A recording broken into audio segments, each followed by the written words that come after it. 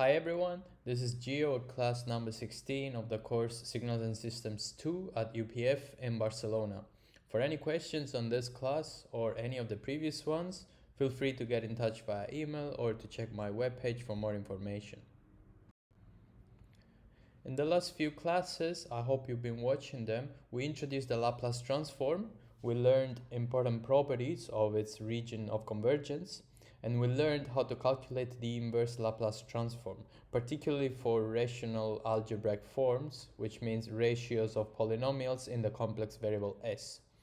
Today we will analyze linear time invariant systems by looking at the Laplace transform of their impulse response, which is also called the transfer function of the system. We'll also have to look at its region of convergence. This way we will be able to infer important properties of the system such as causality and stability. So let's recall the definition of causality and let's see how it can be observed from the region of convergence of the Laplace transform of the impulse response, also called the transfer function. So for a linear time invariant system, the output of the system y of t can be obtained as the convolution in time domain between the impulse response h of t and x of t, which is the input to the system. And we know by the convolution property that in the Laplace domain, the Laplace transform of the output y of s is simply given by the product between h of s, the Laplace transform of the impulse response, also called the transfer function, and x of s, the Laplace transform of the input. So the transfer function, as you can imagine, plays a very important role, similar to what the frequency response does in the case of the Fourier transform. The transfer function is, however, more general because it applies to a broader class of systems, which includes systems that are unstable, for which the Fourier transform of their impulse response cannot be defined. So what about the property of causality? I hope you remember that a system is causal if the impulse response h of t is 0 for negative times.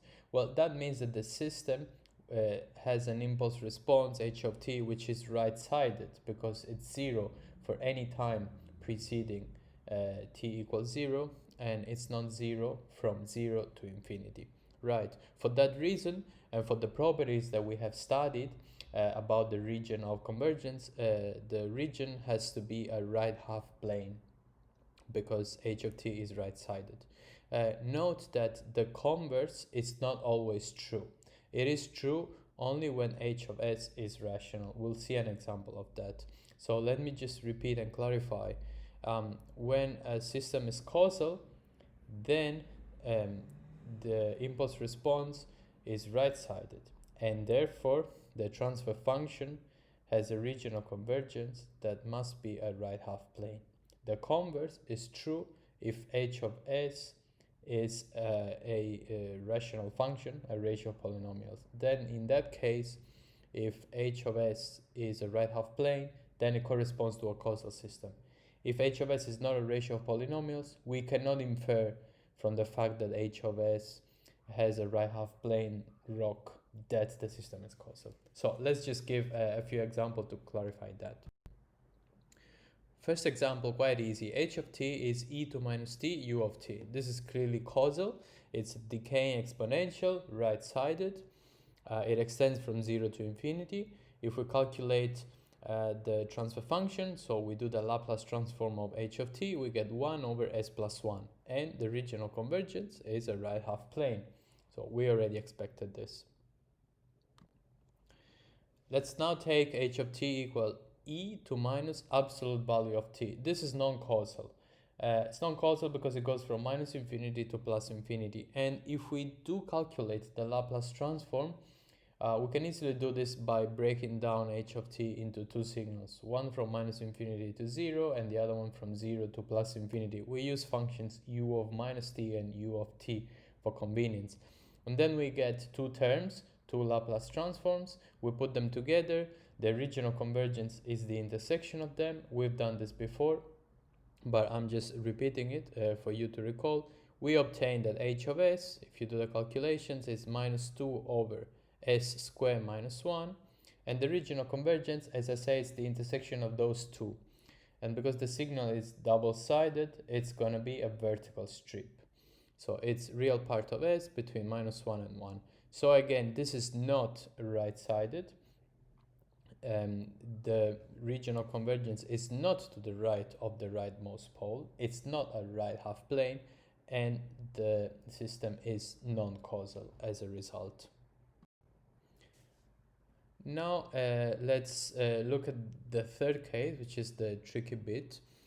So let's consider an h of s, a transfer function that is not rational. So it's e to the power of s over s plus 1. This is not a ratio of polynomials. We have an exponential function e to s. And let's assume that the region of convergence is real part of s larger than minus 1. So it's to the right of the rightmost pole. The only pole is in minus 1. The region of convergence is to the right of minus 1. This is an indicator that our h of t, the anti-transform, has to be right-sided. Cool. So how to calculate it? Now we recall the property of the shift in time domain that we learned in the previous class. So we know, and that's quite simple, that e to minus t u of t has a Laplace transform 1 over s plus 1. And the region of convergence is to the right of minus 1. Cool. What about the time-shifted version of that e to minus t plus 1 u of t plus 1? So there's a time shift by a quantity 1. Well, we know that in the Laplace domain that produces a multiplication by e to s, the time shift. In this case, it's 1. So it's simply e to the power of s, 1 over s plus 1. It's exactly what we're looking for. That's our h of s. So we infer that the anti-transform we're looking for is e to minus t plus 1 u of t plus 1. That's our h of t. That's the impulse response of the system that corresponds to h of s. This is non-causal because it starts at time minus 1. And we see that in this case, the property is right. So because h of s is non-rational, by simply seeing that its regional convergence is a right half plane, we cannot infer that the system is causal. If it were not, we could have inferred that the system is non-causal.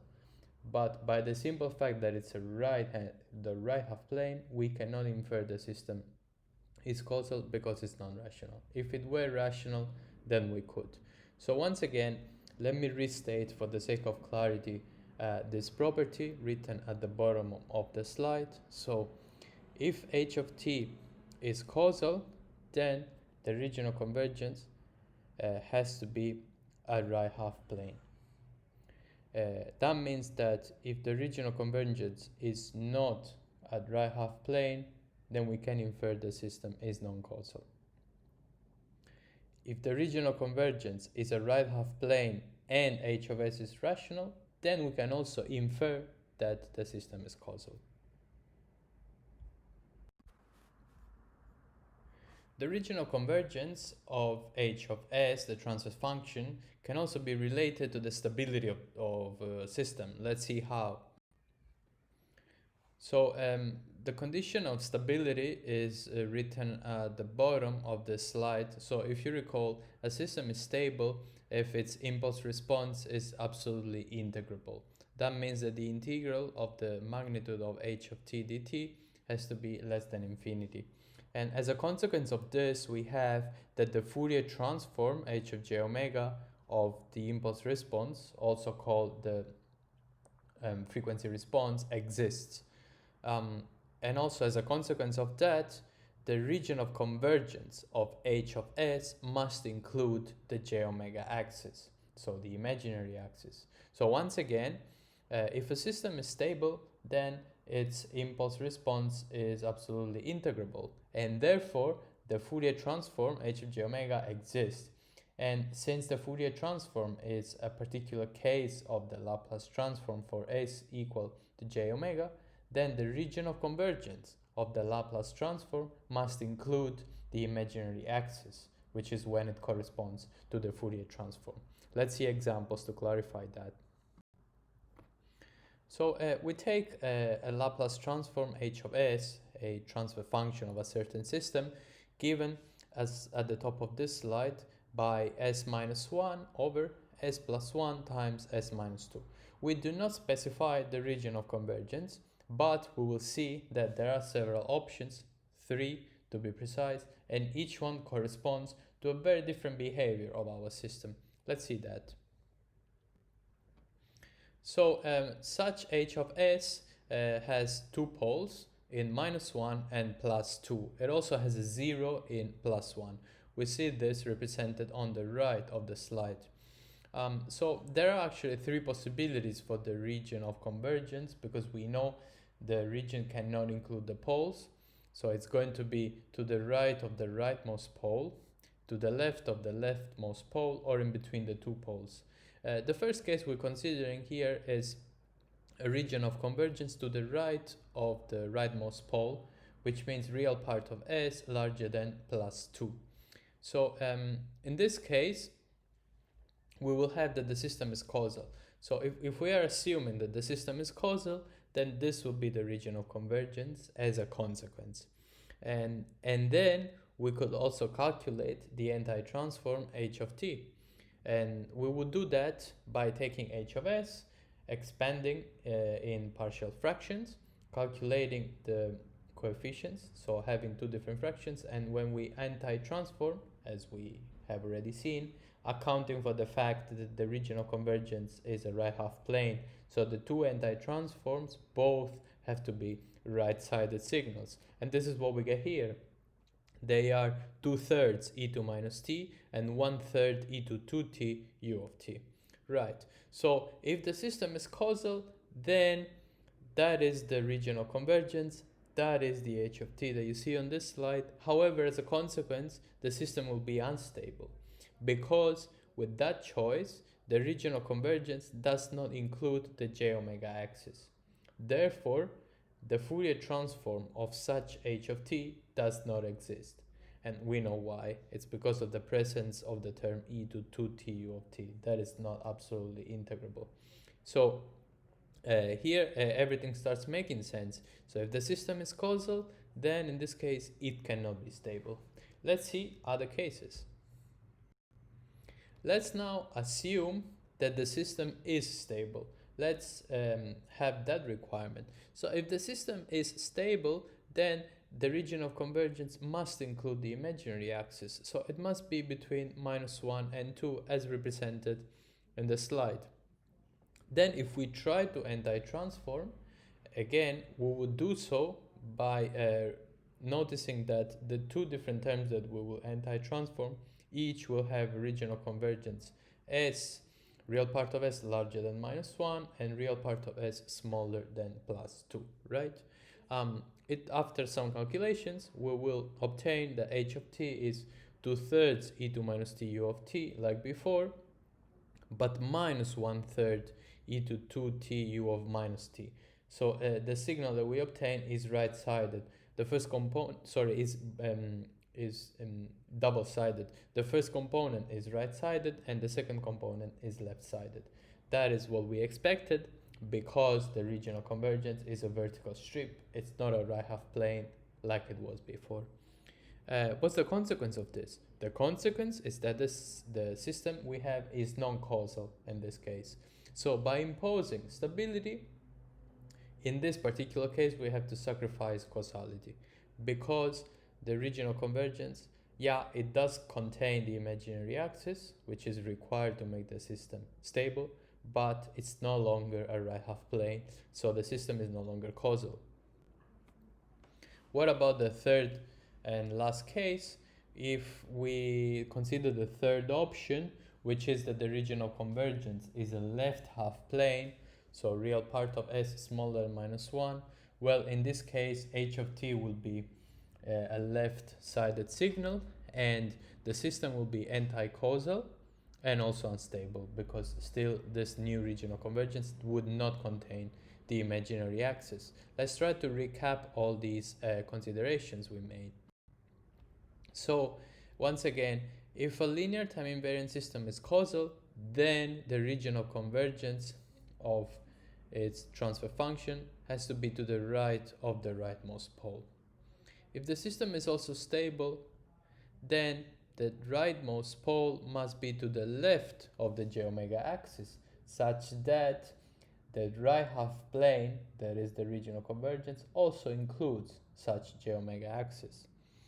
That means that causal LTI system with a rational h of s will be stable only if all the poles have a negative real part. That is exactly the requirement, because if all the poles have a negative real part, then a region of convergence to the right of the rightmost pole will satisfy both the causality and the stability requirements. It will satisfy the causality requirement because it will be a right half plane, and it would satisfy the stability requirement because it would include the j omega axis. For example, h of t equal to e minus t u of t. This is causal, and if we want stability, the integral of the magnitude of h of t dt has to be limited, it has to be bounded. So in the Laplace domain, h of s is 1 over s plus 1, real part of s larger than minus 1, okay? So it's a right half plane. All the poles have negative real part. There's only one pole in minus 1, so all of them have negative real part. The system is stable. On the other hand, you take h of t equal e to 2t u of t. This is also causal, but when you calculate the Laplace transform, now there's a pole in plus 2. So there's a pole with positive real part.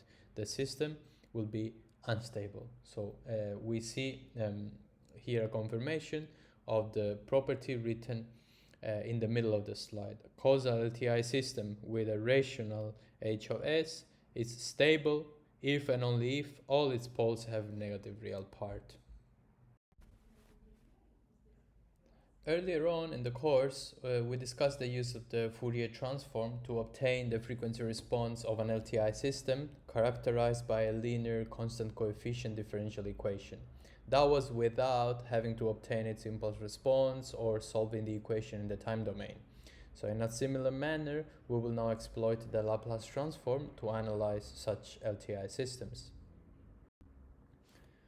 Let's work directly with examples, since we have already learned the properties of the Laplace transform that we need to do that.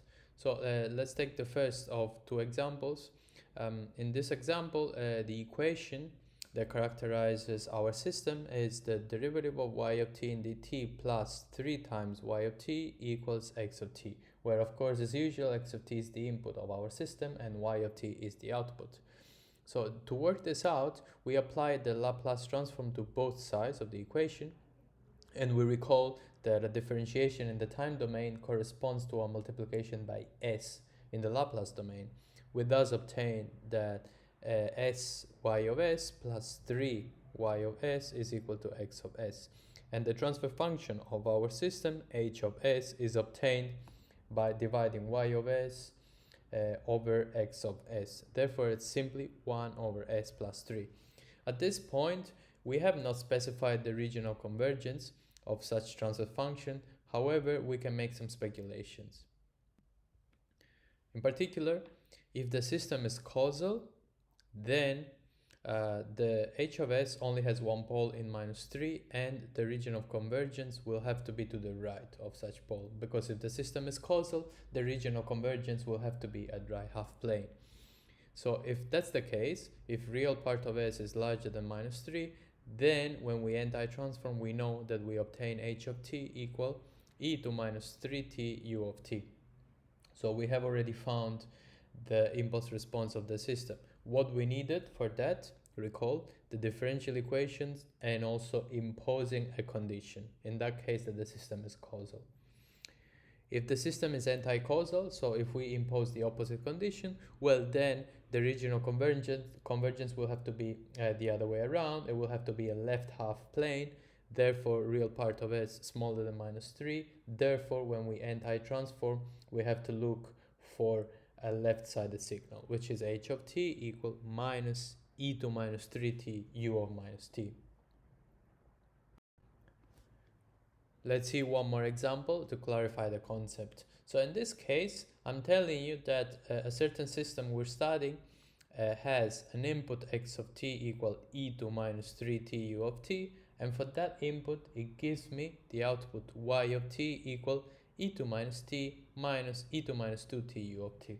That's all I know for the moment. So let's proceed.